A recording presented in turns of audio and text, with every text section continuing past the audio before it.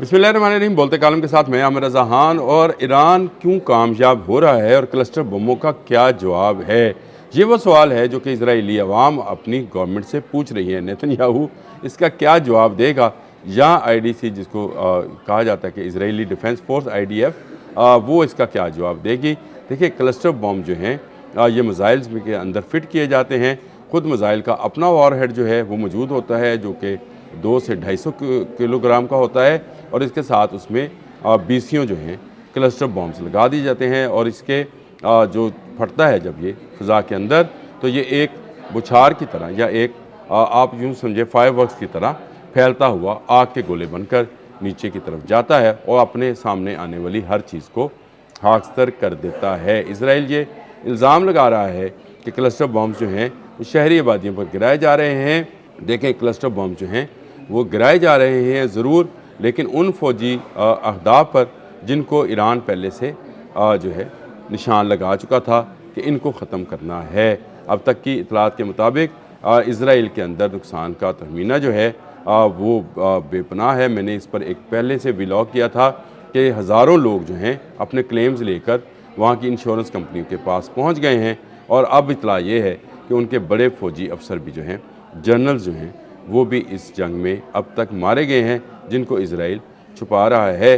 कल रात दोबारा क्लस्टर बमों से जो है पूरा इजराइल गूंजता रहा, और इसके साथ साथ अरब ममालिक में भी हमले किए गए। मुत्तहिदा अरब अमारात, सऊदी अरब, कुवैत और बहरीन में भी ईरान ने जो है मिज़ाइल दागे, कामयाबी से मिज़ाइल दागे, और उनके में से कुछ जो हैं उनको इंटरसेप्ट कर लिया गया और कुछ जो हैं अपने अहदाफ पर लगे। और ये सारे मिज़ाइल जो हैं उसके बाद इस वक्त मिडल ईस्ट के अंदर खौफ की फ़िज़ा है।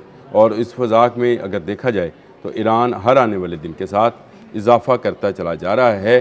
बार बार के सायरन और बार बार के लोगों के छुपने की जो हैं ख़बरें सामने आ रही हैं कि ईरानी ड्रोन्स और मिज़ाइल जो हैं उनको रोकना मुश्किल तर होता चला जा रहा है। और इसकी बड़ी वजह उन इंटरसेप्टर्स की कमी है, जिसका ववेला मैंने बहुत अरसा पहले किया था कि अमेरिका झूठ बोलता है कि उसके पास बेपनाह वेपन्स मौजूद हैं जो कि ईरान के ख़िलाफ़ वो इस्तेमाल करेगा। मैंने कहा था कि इनके पास इंटरसेप्ट का ज़ख़ीरा जो है ख़त्म होता चला जा रहा है। और ये बड़ी ही अजीब बात है कि इतने ज़्यादा लेयर्स होने के बावजूद, यानी थाड, पेट्रियाट, एरो और भी जो इजराइल है उसके पास को 5 लेयर जो है एक तरह की छतरी मौजूद है। इसके बावजूद ईरानी मिज़ाइल्स आते हैं और अपने टारगेट को हिट करते चले जाते हैं। लेकिन क्लस्टर बमों का क्या किया जाए कि ये इतनी बड़ी तादाद में होते हैं कि कोई इंटरसेप्टर जो है इनके लिए नहीं है। जो इंटरसेप्टर्स बनाए जाते हैं वो मिज़ाइल टू मिज़ाइल हैं, यानी कि अगर बैलिस्टिक मिज़ाइल है तो उसके लिए थॉड सिस्टम मौजूद होता है, जिसके अंदर ऐसे मिज़ाइल्स हैं जो कि बहुत तेज़ रफ्तारी के साथ बहुत ऊपर फ़िज़ा में ही मिज़ाइल को ख़त्म कर देते हैं। और अगर निचली सतह पर कोई मिज़ाइल आ रहा हो, यानी बहुत ऊपर फ़िज़ा से ना आ रहा हो, और उसके लिए पेट्रियाट मिज़ाइल है, फिर एरो है उससे नीचे वाले ऑब्जेक्ट्स के लिए। लेकिन जो है ये तमाम के तमाम मिज़ाइल जो हैं आहिस्ता आहिस्ता नाकाम होते चले जा रहे हैं। नाकाम भी हो रहे हैं और ख़त्म भी हो रहे हैं, क्योंकि ईरान की जो मिज़ाइल बैटरीज़ हैं वो ऐसे मिज़ाइल फ़ायर करती हैं, हर आने वाले दिन के साथ नया मिज़ाइल फ़ायर हो जाता है। हमें पता चलता है कि आज कासम मिज़ाइल फ़ायर हो गया, आज खैबर शिकन मिज़ाइल फ़ायर हो गया, आज इमाद हो गया, आज सजील हो गया, आज नसरुल्ला हो गया। यानी हर आने वाला दिन एक नया मिज़ाइल सामने लेकर आ रहा है, और ये मिज़ाइल ईरान की जानिब से आ रहा है। ये मिज़ाइल रोकना जो है वो हर आने वाले दिन के साथ मुश्किल तर होता चला जा रहा है। मार्क 15 से मार्क 17 तक के मिज़ाइल जो हैं इस वक्त ईरान इस्तेमाल कर रहा है।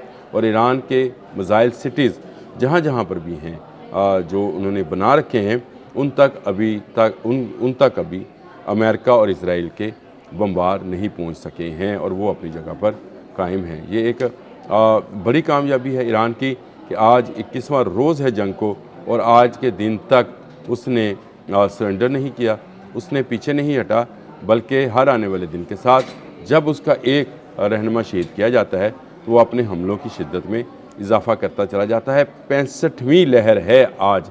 कल रात जो शुरू की थी पासदारान इनकलाब ने, ये 65वीं लहर थी जिन्होंने मिज़ाइल्स और क्लस्टर बॉम्ब्स जो हैं उनका इस्तेमाल किया।